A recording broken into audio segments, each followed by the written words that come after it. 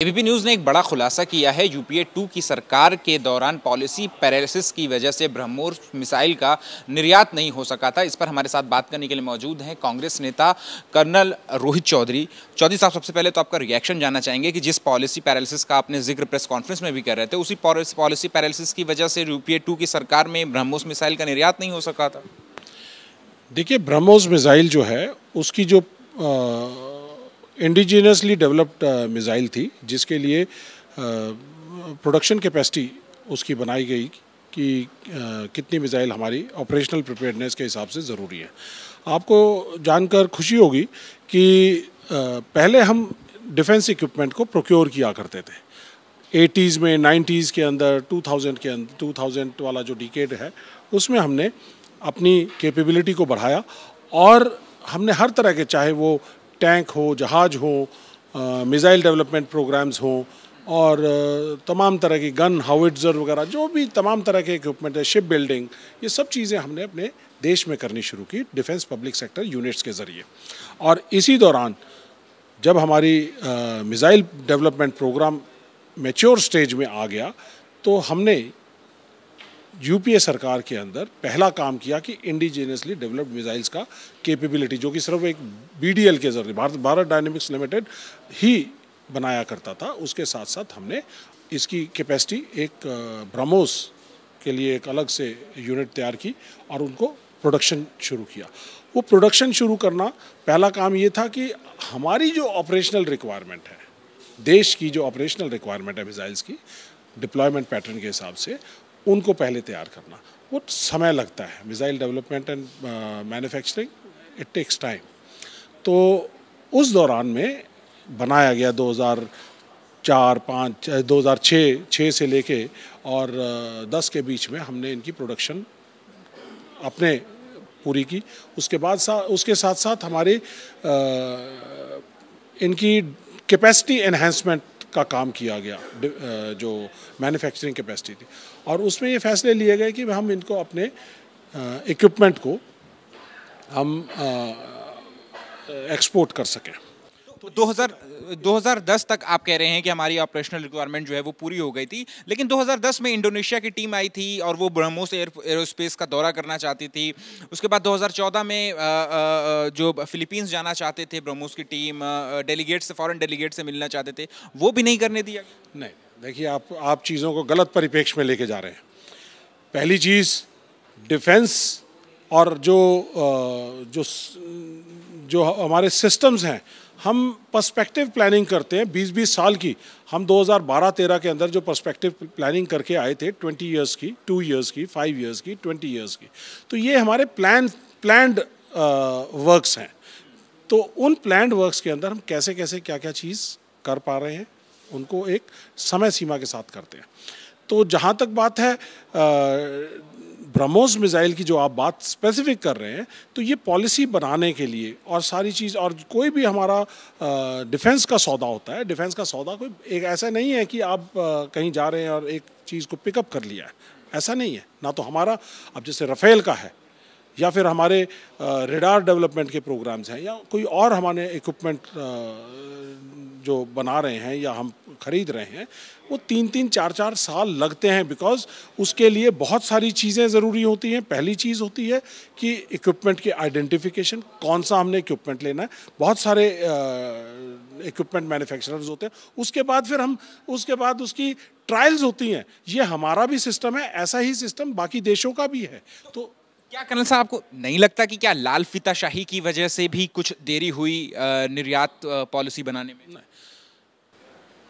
पहली चीज़, आपको खुशी होनी चाहिए कि यूपीए की सरकार में, यूपीए 1 में डिफेंस प्रोक्योरमेंट मैनुअल 2006 जो बनाया गया था, जिसके अंदर make in India, buy and make, इस तरह की कैटेगरीज बनाई गई, तो उससे टेक्नोलॉजी ट्रांसफ़र जो है हमारे पास बाहर से होती थी। इसी के साथ साथ जब ये पॉलिसी बनानी शुरू की तो हमने निर्यात पॉलिसी भी बनाने का कार्यक्रम शुरू किया, क्योंकि हम उससे पहले सिर्फ प्रोक्योरमेंट किया करते थे। पहली बार हम 2009-10 के आसपास हम ऐसे हालात में आए कि हम निर्यात भी करने लायक हो गए। तो ये एक बहुत बड़ा एक माइलस्टोन था। तो निर्यात पॉलिसी के अंदर बहुत सारी चीज़ें, क्योंकि मिसाइल एक ऐसी चीज़ होती है जिसके अंदर मिसाइल, आप नॉर्मल हथियार में और मिसाइल में फ़र्क है, उसके अंदर मिसाइल कंट्रोल रिजीम है वर्ल्ड का। देयर आर, हाँ जी, उसके अंदर आपको क्या, उसके अंदर इक्विपमेंट में कुछ चीज़ें हैं जो ऐसी आती हैं जो आप निर्यात नहीं कर सकते। बहुत जिस MCR की आप बात कर रहे हैं, 300 किलोमीटर रेंज से ज़्यादा निर्वात नहीं कर सकते, लेकिन ब्रह्मोस की रेंज जो है वो 290 किलोमीटर थी। कल्लन साहब, एक चीज़ ये भी मैं पूछना चाह रहा हूँ, जो लेटर ABP न्यूज़ ने जिसके ज़रिए ये खुलासा किया है, आज आप कह सकते हैं 290 किलोमीटर थी। किसी भी मिसाइल की रेंज को 290 से 320 करना और 320 से 290 करना, और ये भी एक ब्रह्मोस की जो रेंज है वो 400 किलोमीटर भी है, 500 किलोमीटर वाली भी है, ठीक है। उसको हमने रेंज को रिड्यूस करना है, उसके अंदर टेक्नोलॉजी बहुत चेंज करनी पड़ती है। उसको निर्यात के अंदर MTCR रिजीम जो है उसके तहत ना आ पाए, उसको लाने के लिए हमें 300 से उसको 290 किलोमीटर के अंदर लाना पड़ा। अदरवाइज़ हम कोई भी मिसाइल इक्विपमेंट किसी तरह का भी हम एक्सपोर्ट नहीं कर सकते। तो ये एक इंटरनेशनल पॉलिसी से भी ड्रिवन है। It takes time. तो पहले आपको अपना घर भरना है, अपने घर को दुरुस्त करना है, अपनी ऑपरेशनल रिक्वायरमेंट्स को पूरा करना है। उसके बाद जब हम इस स्टेज में आए तो हमने शुरू किया। इट टेक्स टाइम, 2, 3, 4 साल लगते हैं। इंटरनेशनल प्रोसेस है। उस प्रोसेस के अंदर आपको बहुत सारी सैंक्शंस हैं। अगर मान लो कि हम डायरेक्ट इसका एक्सपोर्ट करना शुरू कर देंगे तो उसमें बहुत सारी सैंक्शंस आ जाती हैं, इंटरनेशनल एम्बार्गोज हैं, बहुत कुछ है। It is a complicated matter. It is not one time कि it's not a piece one document कि भाई बना दी पॉलिसी, ऐसा नहीं है। It has got hundreds of implications, hundreds of implications. जिन 3 लेटर जो है ABP न्यूज़ ने जिसके बुनियाद पर यह खुलासा किया है, 2011 में विदेश सचिव ने भी ये बात बोली थी कि जब तक जो है वो पॉलिसी नहीं बन जाती तब तक आप इस निर्यात पर, ब्रह्मोस के निर्यात पर कोई बातचीत नहीं करेंगे। और ये जो लेटर की कम्युनिकेशन है ये मिनिस्ट्री ऑफ डिफेंस, MEA और जो है वो ब्रह्मोस के बीच हुई थी। देखिए, ऐसा है कि ब्रह्मोस मिसाइल के जितने भी इंटरेक्शंस वगैरह होते हैं, ये कोई एक दिन का इंटरेक्शन नहीं है। अलग अलग कंट्रीज़ के साथ लेटर ऑफ इंटेंट आते हैं, लेटर ऑफ और बहुत सारी चीज़ें हैं, डिस्कशंस होती हैं। Because it is a government to government work. It is not that कि एक ब्रह्मोस की कंपनी जो है वो कोई सामान अपना जो है दूसरे कंट्री को बेच रही है। It is a government to government transaction. It is a very confidential transaction. It is a very because technology is involved, because it is a nuclear capable missile. और इसके अंदर बहुत सारी चीज़ें हैं कि जो कंट्रोल रिजीम्स हैं इतने सारे तमाम तरह के, जब तक हम उनको पूरी तरह से ओवरकम नहीं कर लेते, उन पॉलिसीज़ को कंप्लीट करना पॉसिबल नहीं होता। It is a international matter, it is not only national matter. लेकिन सरकार का, मोदी सरकार का पक्ष ये है कि हमारे सरकार में आते ही पहले ही कार्यकाल में जो है वो ये जो लाल फीताशाही जिसको वो कह रहे हैं वो हटा दी गई, और कहीं ना कहीं दुनिया में भारत जो है वो एक रक्षा निर्यात के देशों में एक अपनी पैठ जमा चुका। देखिए, मोदी जी जब 2014 में आए थे तो देश उस समय भी रेडार बना रहा था। तेजस 120 तेजस एयरक्राफ्ट अपने इंडिजीनियसली खुद बना रहे थे, और उसके साथ साथ MRCA एयरक्राफ्ट वो हम MiG-35 MRCA जो है वो बना रहे थे, और तमाम LCA और बहुत तमाम तरह के एयरक्राफ्ट और बहुत शिप बिल्डिंग कर रहे थे, सब कुछ कर रहे थे। तो मोदी जी ने मेक इन इंडिया नहीं किया। ये मेक इन इंडिया जो कार्यक्रम है, अगर आप 2006 का डिफेंस प्रोक्योरमेंट मैनुअल आप उठा के देखेंगे, जिसका नाम उन्होंने बदली करके 2016 का रख दिया, तो ये 2016 में उन्होंने जो मेक इन इंडिया बनाया है वो 2006 के मैनुअल को कॉपी करके 2016 किया है। एक आखिरी सवाल है कि आपको नहीं लगता कि अगर फिलीपींस को और इंडोनेशिया को अगर हम ब्रह्मोस मिसाइल जो है वो अगर हम UPA 2 की सरकार में ही हम प्रोक्योर कर पाते, तो कहीं ना कहीं एक चीन पर भी जो है एक नकेल कसने की या फिर एक प्रेशर वाली टैक्टिक्स जो है वो हम अपना सकते थे, अगर इन दोनों देशों के पास ये मिसाइल जो है वो अगर हम निर्यात कर देते तो? देखिए, इन चीज़ों का बहुत ज़्यादा फ़र्क नहीं पड़ता है कि मिसाइल किसके पास कौन सी मिसाइल है कौन सी नहीं है।